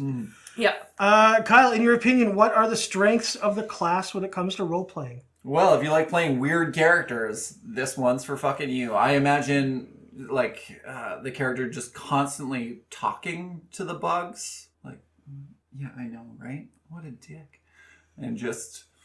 I don't constantly tweaking. It doesn't actually say anything about like being able to communicate with them specifically, right? No, but I feel like it would be slightly insane enough. Yeah, you've bonded. Bonded with this. You add spirit. that flavor to it. I agree. That's not a bad idea. And it's also a nice halfway point between a druid and a ranger. That's what I kind of think of.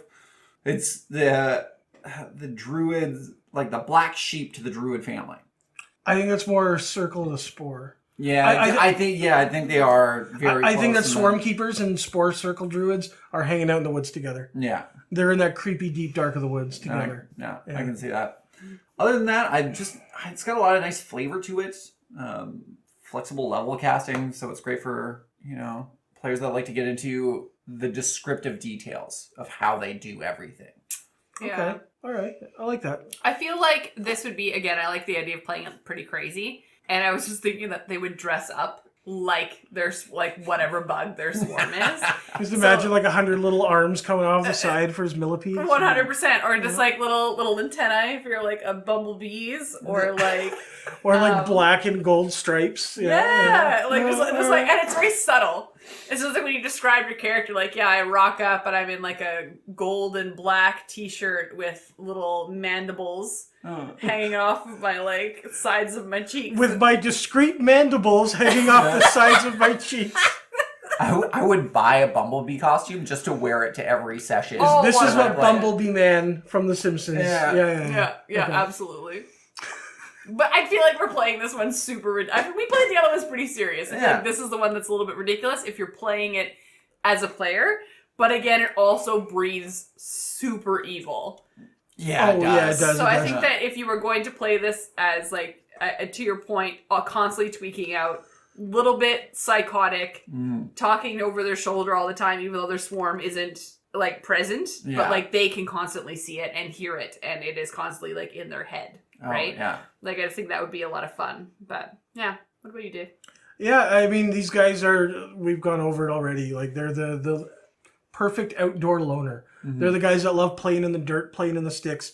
I was over at a friend's house yesterday, and there was a neighborhood kid hanging around, and he lifted up a concrete block, and underneath there was all these wood bugs and roly-polies and centipede and stuff. That kid is one of these. He was all in there with like a stick, like... That was me. Oh. You were at... I used to like to flip over rocks. What kid didn't? And like look at bugs. Sure, but you eventually like... Grew out of it. Yeah. Yeah, I did. Right? This kid didn't grow out of it. Yeah, okay. Right? Yeah, Like that's... absolutely. I mean, of all of the 3 that we've done today, this is the one that's going to be, I think, the easiest to roleplay. Yeah. Because they're a little weirder. I think if Charlie was going to play a ranger, this would be the ranger It'd be Charlie. super cute. Well, because like and also... you do it well. Yeah. Oh, yeah. Like, he's Yeah. got that edginess already. These guys are going to be edgy. A little edgy. A little bit nothing. angry. Yeah. A little bit lonerish, like Little you said. angsty. I think Hermit would kind of go well with these guys. Hermit would fit. Base case. Yeah. Yeah. But I also feel like these are the ones that if you went into town and went into like a bar, they wouldn't follow you in. They'd be like, oh, I don't like being indoors. I'm just going to like hang out. Yeah, here. I don't want to stay in the inn. blocks. I will stay in the bar. I'll be over here by the barn or the stable or like hang outside just the outskirts of with my town. swarm of horses. Yeah, because I feel like they are used to the fact that other people aren't used to a swarm of whatever their bugs are. Like, people don't like bugs. Yeah. So I feel like they're used to a lifetime of people being like, ew, gross. Like, that's disgusting. Yeah. So they would become that loner, like, and then they would be like used to being outcasts. So when they go into town, they're like, no, I don't want to go to the inn because they're going to make fun of my swarm. So I'm going to go hang out with my swarm in the forest. I'll see you guys at 5 a.m. Peace out. Like, again, that would be hard to roleplay though, too, because a lot of times things happen in the evening time in campaign. So I feel like you as a DM would almost have to navigate how that would work if you do end up playing with a player that was that much of a loner. Mm-hmm. But again, like, I think we talked about how this would make a really good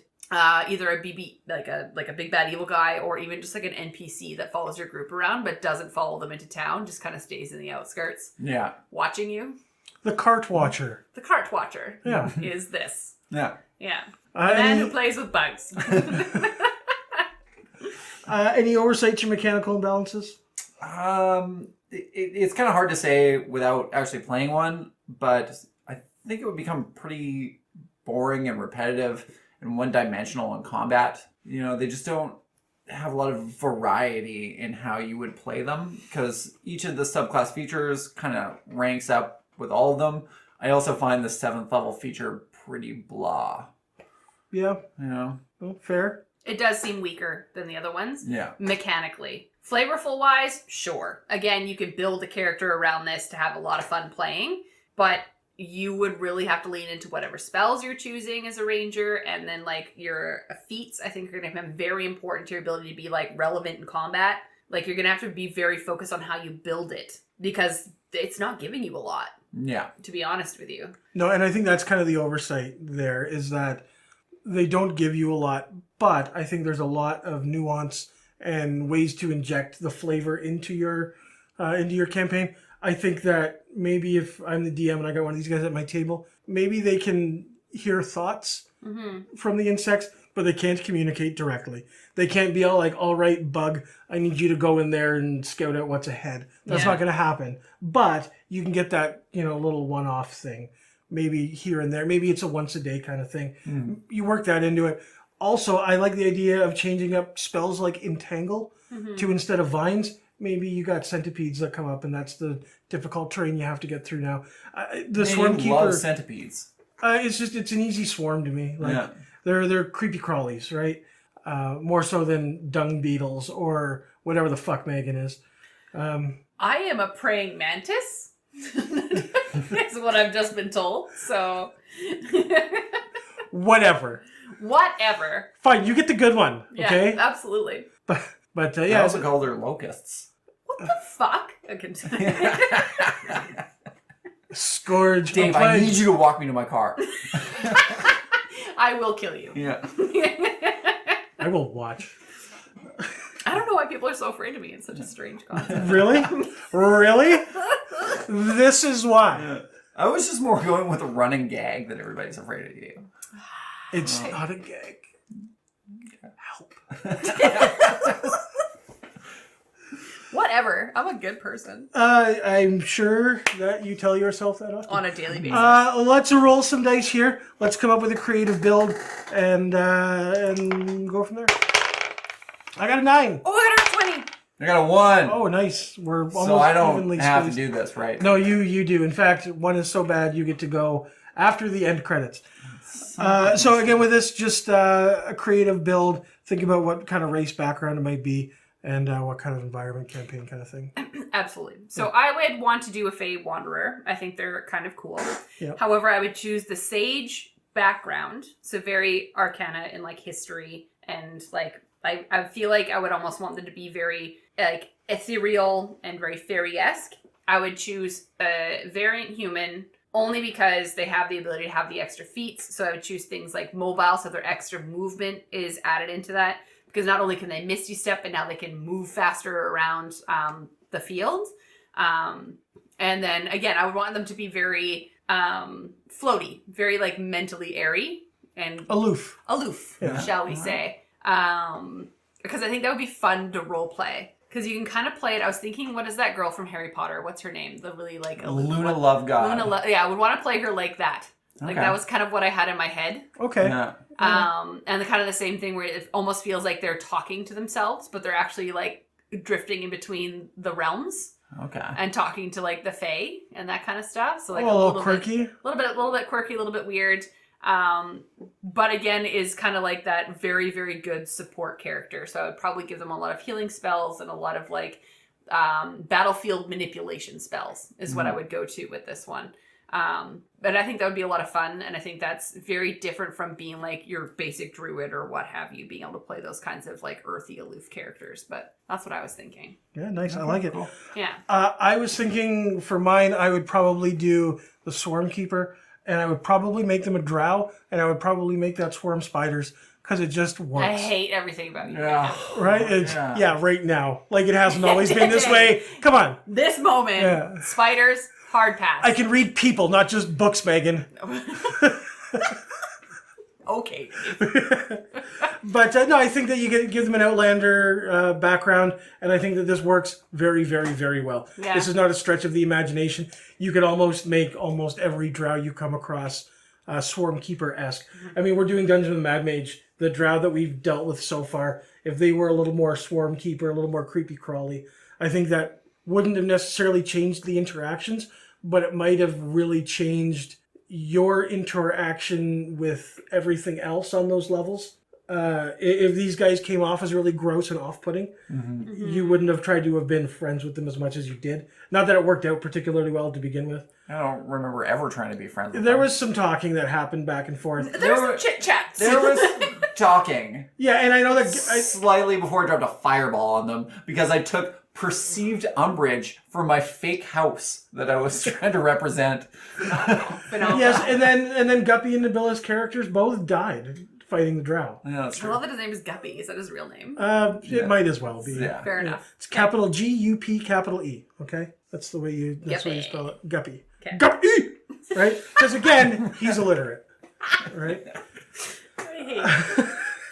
Son of a bitch. But I mean, you're wandering through the Dungeon of the Mad Mage, Undermountain. You're going through the Underdark, creepy, crawly spider drow. It just goes hand in hand. Drow just fits in general because of edgelord nonsense, right? Yeah, like like that, it just- that loner edgelord. It really fits. If you're gonna do an all drow campaign, if you and your friends are all gonna be all drow, definitely you could put a Swarmkeeper in there, real easy. Yeah. Again, with the partner up with the Circle of the Spore, I think those guys are gonna be besties, right? Yeah. Yeah. Yeah. Really good for an evil campaign too.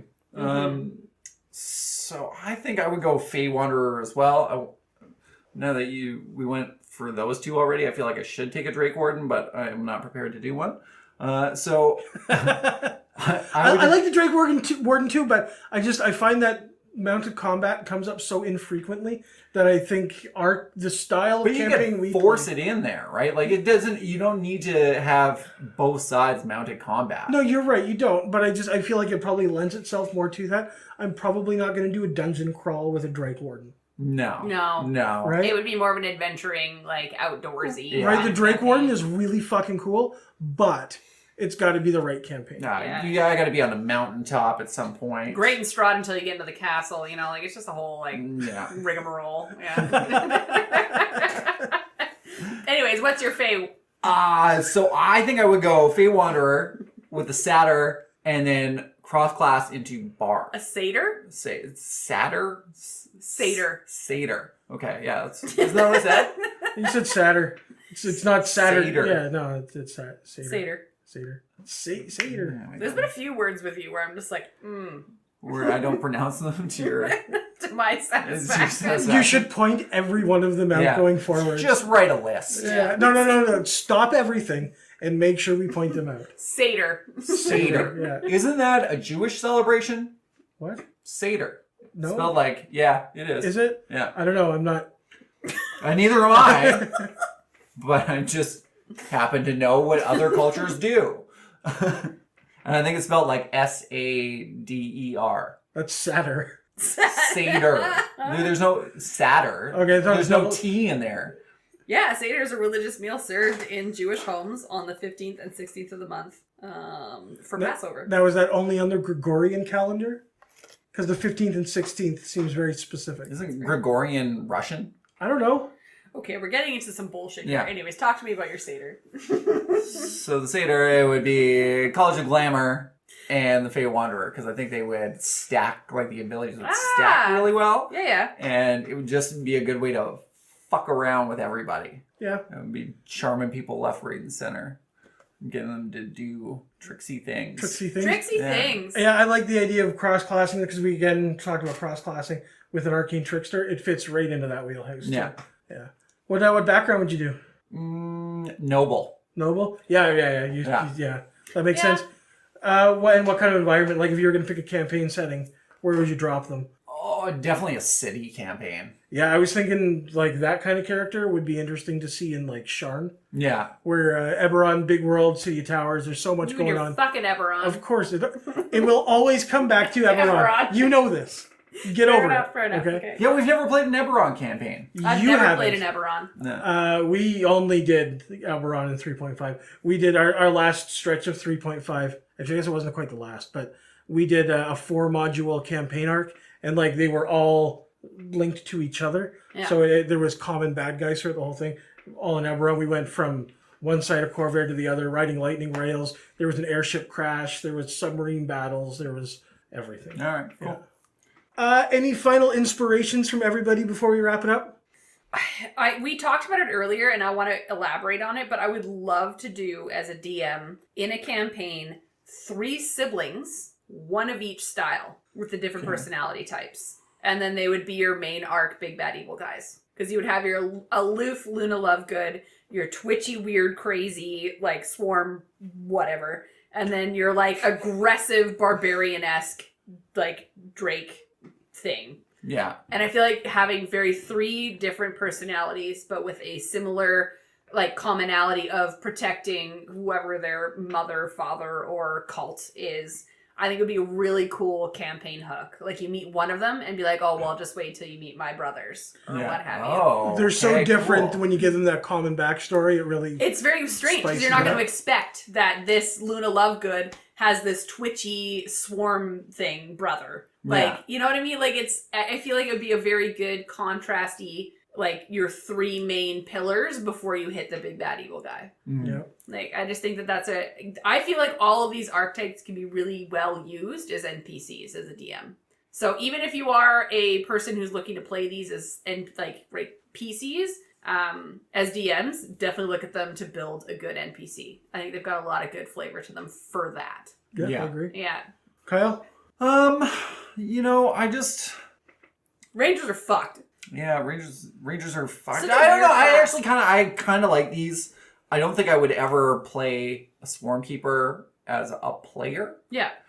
but I do really love the creepiness of it. I think it Yeah. makes an excellent bad guy. I think it makes an excellent just kind of that NPC that comes in and out of your party's lives all throughout, and you never really know what their intention or what their goal is. Yeah. Okay. Fair. Yeah, I like that. I mean, we have said it multiple times. We don't like Rangers traditionally. I feel like I haven't given them a fair shot.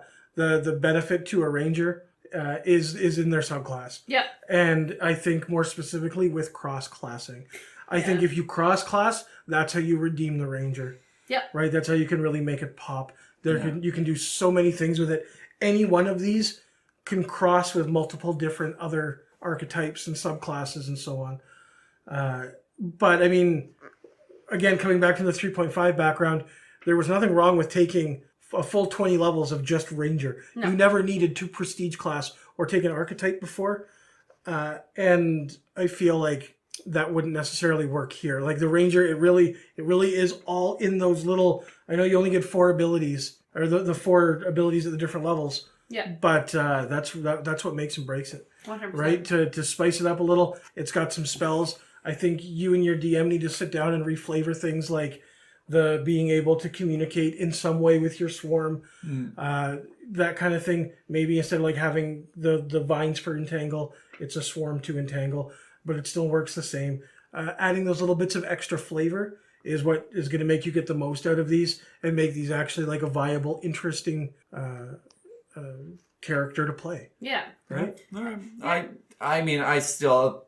Look, I'm probably not disagree with you because I believe that I don't think that these subclasses are fleshed out enough, and that's one of the things that kind of turns me off from it. Which is why I think giving it that cross class is where its win is. Not only that, but like I asked before, like what is the point of a Ranger, right? Like trying to consider whether it's a support class, a martial class, what have you. I feel like the subclasses and the archetypes are what gives you that direction.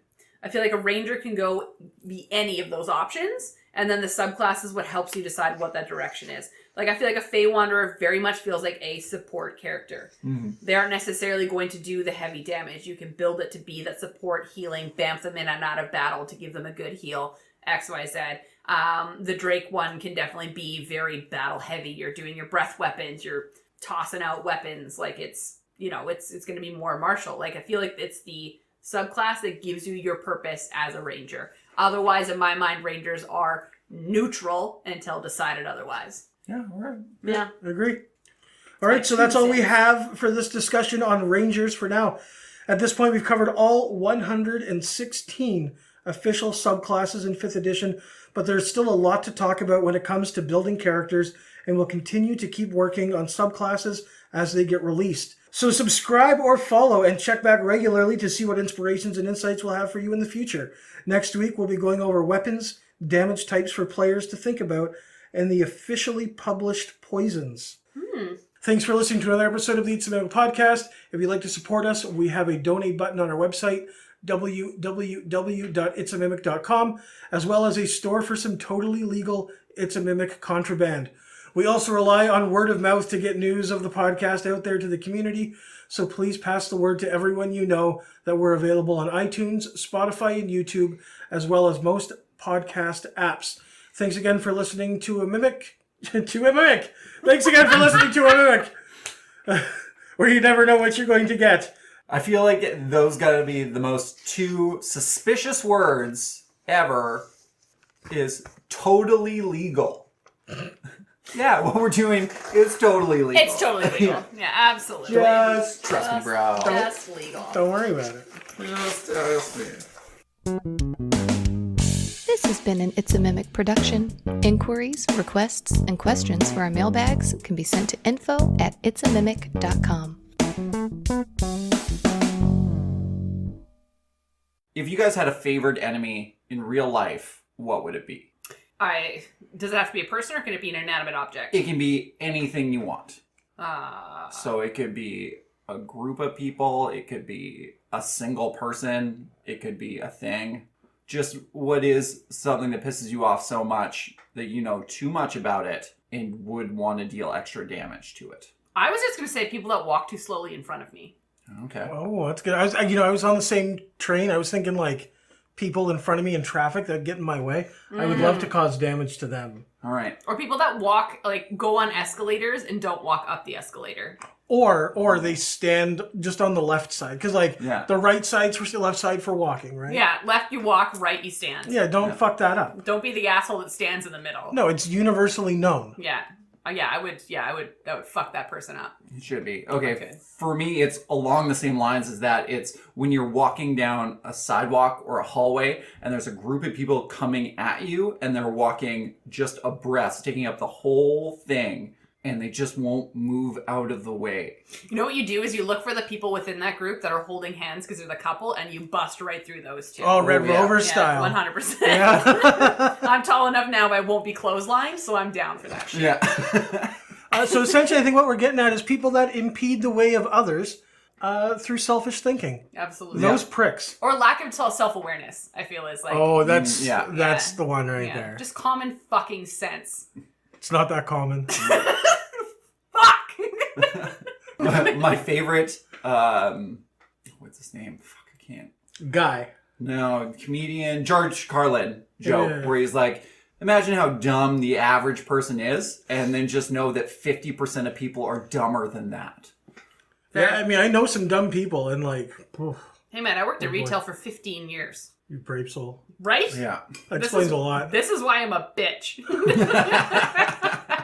It's because of you people. We just want to point out, not our listeners. No, absolutely Everybody not. else. You're except all, you're all for, gems. except for, well, I mean, you know who you are. Yeah.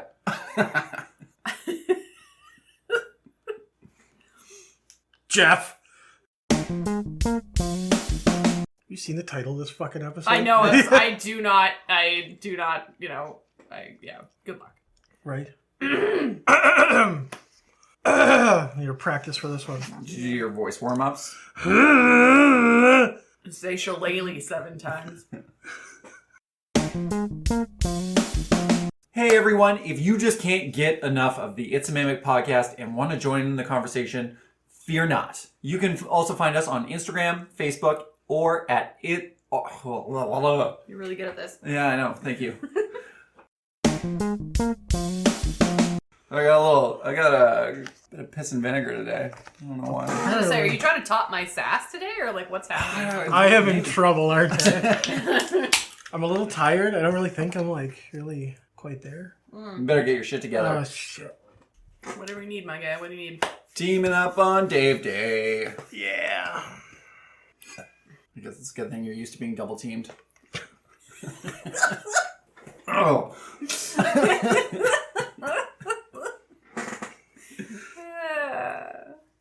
Phenomenal. All right, Kyle. It was you, right? Yeah, it was Yeah, me. okay. Is that your second Nat 20? Mm-hmm. Nice. Nice. You should try that when we're actually playing D&D sometime. I do. I Try I every have time. Really, I do. I normally have really good luck when I'm not rolling on Roll20 and roll the dice in my room when we're playing online and nobody else can see my rolls. Yeah. Yeah. I always roll on roll 20. We call that the Sean method. Yeah. Also Guppy. Well, look, if Guppy gets to the end of the math problem, we call that a success. Yeah. Okay. Okay. But Kyle, Yes. he's bad at math. He's one of those guys like, all right, what's 16 plus 5? Well, that's 30. Wait, no. Don't forget spelling. I'm pretty sure he can't Oh read. my god. Yeah, I feel like no. we're ripping on somebody I don't know, Oh. where I cannot participate in this, and I also feel bad. Oh, he spelled torch. Tourch. Harsh. Torch. That's very Irish. And I hate it. I like a good tarsh. Yeah. I like the tarsh. Sorry, go on. He's one of our guys in our Thursday group. He's been playing forever. He's the one that I've killed him. Of the last 4 character deaths, he's been 3 of them. Phenomenal. So he's the druid that we're always. What's he doing? Oh, he's gonna summon wolves and cast shillelagh, because that's what druids do. Yeah. Anyways.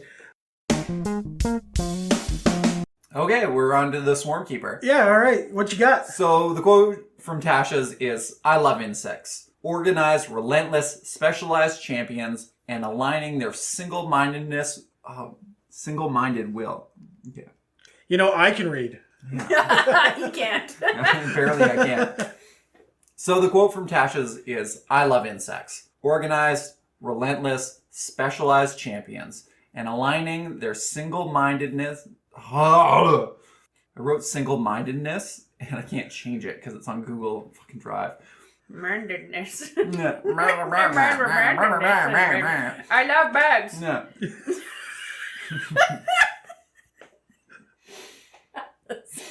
Should have been the name of the episode. Yeah. I love birds. I love birds. Guys, we're so close. Sorry. Okay. Love it. So the Swarmkeeper. Also, at third level, you get something called Primeval Awareness. You can sense whether... Oh, is that what you're doing? Yeah. Oh, thank you. You did a great job distracting me. Sorry. I'm just... Yes, Kyle? Squeak. You have my attention now. Squeak. Yeah, Squeak. yeah. Squeak. We Squeak. always take a You know, minute. Kyle, there's good attention and bad attention. Yeah, okay. Okay, Gentlemen, just okay. let's not fight today, okay?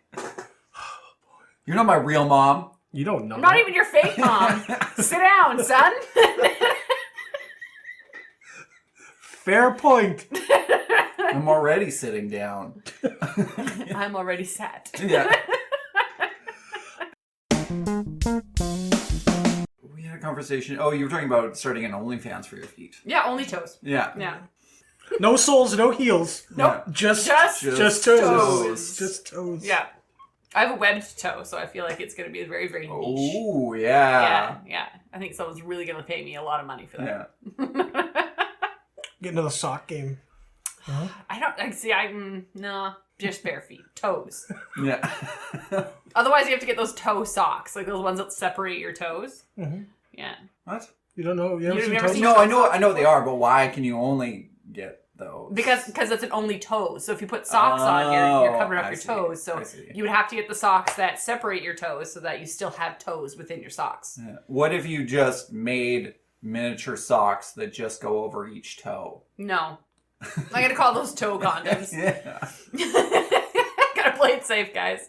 It would be like the reverse of the hobo gloves. It's actually Tobo gloves! it's actually what you do with the tips when you cut off the fingers. Oh, yeah, there you go. Okay. They turn into like toe condoms. Recycling, I love it. Yeah. It's like foot lingerie. You'd be like, if you took a sock and then just cut the toes away, so your foot is covered and it only shows bare toe. I'm gonna Google if they have toe lingerie.